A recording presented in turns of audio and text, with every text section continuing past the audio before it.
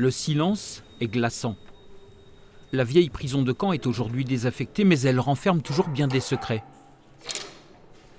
Depuis 80 ans, des familles sont hantées par la disparition des résistants exécutés dans cette cour de promenade.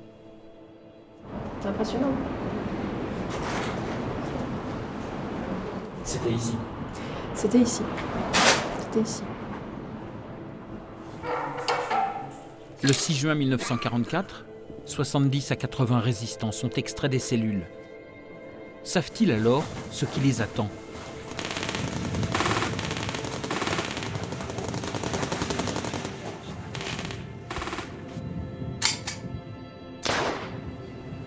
Anaïs et Nicolas forment un couple à la ville et le hasard a voulu qu'ils soient liés par cette histoire tragique.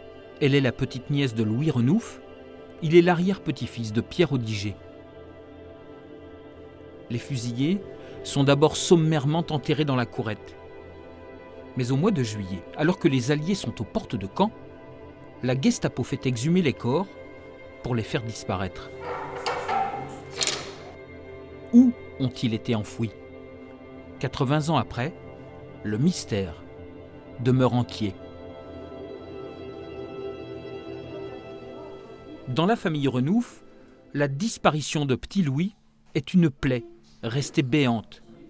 Son petit frère l'a cherché toute sa vie, obstinément. Quand il était là, vous savez, c'était Internet et son frère. Il cherchait. Il cherchait. Partout. Partout. Il est mort. Malheureusement qu'il n'a pas su où c'était. Claude Renouf s'est éteint l'année dernière, en léguant ses hypothèses, ses pistes. C'est une masse de documents, des archives, des écrits, des livres annotés. Il découpait, il stabilotait, il surlignait, enfin, il approfondissait ses recherches et surtout il croisait absolument tout. Il faisait feu de tout bois et donc à chaque fois il enrichissait ses archives personnelles. C'est un dossier qui se transmet en fait, même si c'était pas une volonté de la part de mon grand-père de nous mettre ça. En fait. Il ne vous a rien demandé. Il nous a rien demandé. Ah Il nous a pas dit continuez les recherches après ma mort ou quoi que ce soit. Après, nous avec ma petite sœur, quand on a su en fait qu'il allait partir, on lui a dit qu'un jour on le saurait nous, et donc on ira lui dire. Voilà. Mais par où commencer ? Voilà bien la question aujourd'hui.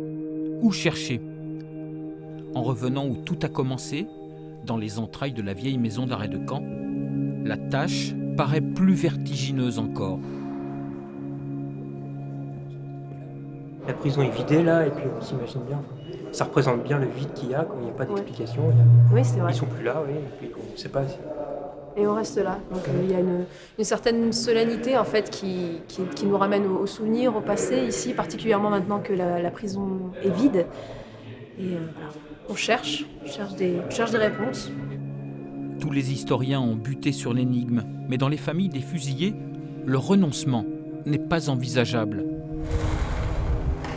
Le besoin viscéral de savoir se transmet en héritage.